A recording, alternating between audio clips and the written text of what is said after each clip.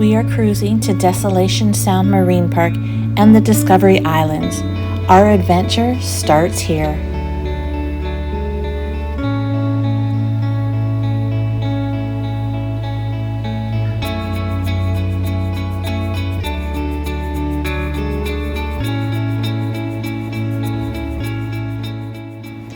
Kendrick Island is near the eastern entrance to Gabriola Passage, off the northeast coast of Valdez Island and surrounded by Wakes Cove Provincial Park.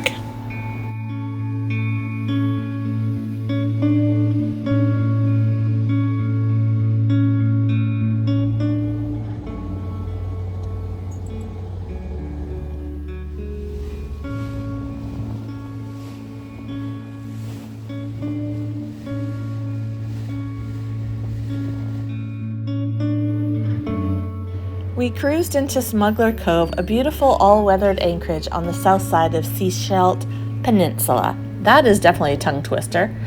Entry from Welcome Passage is best made at low tide when reef and rock are visible.